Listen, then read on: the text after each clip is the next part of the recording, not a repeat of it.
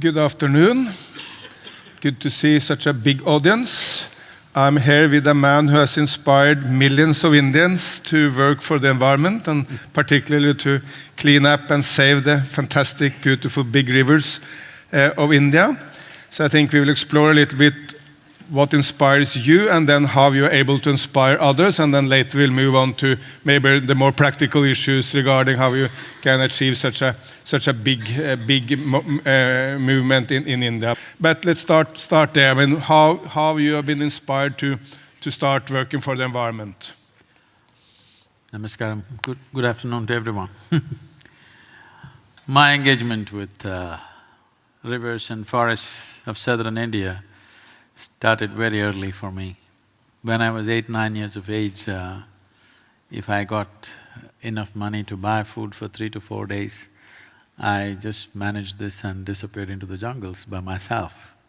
Well, it was a big concern for those who bore me, but Your mother liked it or? I just lived in the jungles and when I was there, I did not experience this as some kind of nature or natural beauty.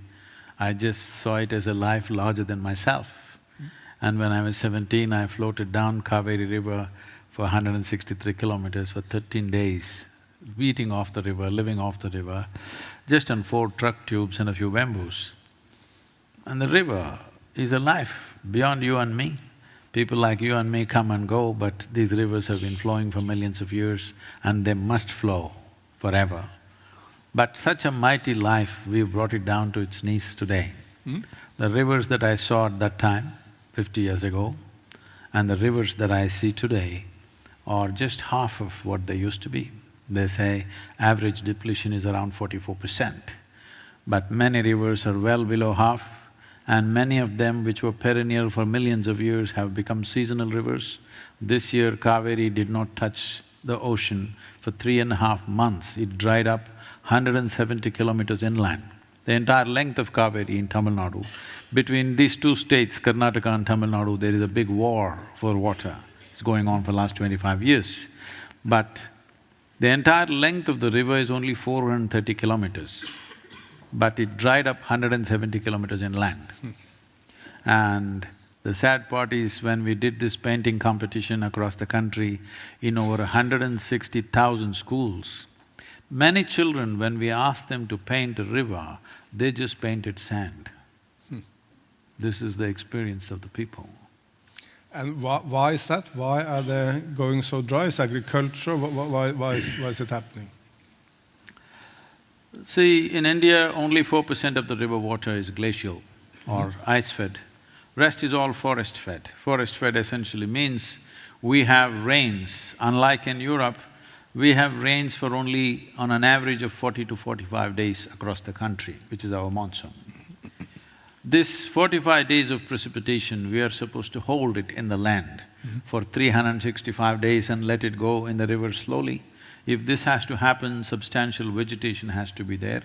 There is a serious removal of vegetation, not only in the form of forests, but also in the farmlands there used to be vegetation. For example, in the Ganga basin, which amounts to 25% of India's geography and 33% of India's agricultural produce, in the last 50 years we have removed 94% of the green cover, 94%.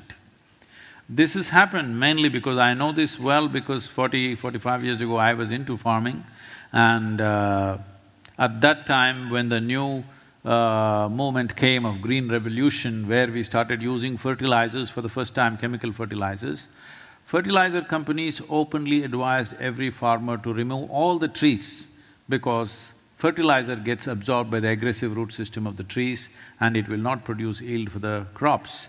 So, across the country in the last 35–40 years, a huge depletion of green cover happened. That is the main reason why waters have receded. Another thing is there is a serious exploitation of groundwater, which is an inevitable consequence of not having enough water in the rivers. In your video you said something like, people believe that water brings forest, but the opposite is more true, forest brings water. It is so, there is substantial science today to show you that it is the tree cover which attracts rain And right now, we see that wherever the rains happen in India, the monsoon is becoming so scattered, though the same volume of water is coming down in principle. In the last 100 years, there's not been too much variation in the amount of water or the precipitation coming down on the Indian subcontinent. But where it is coming down, in what patterns it is coming down has completely altered, mainly because of lack of green cover. And today there is no more debate about it, everybody knows that it's the forests which draw water or rain.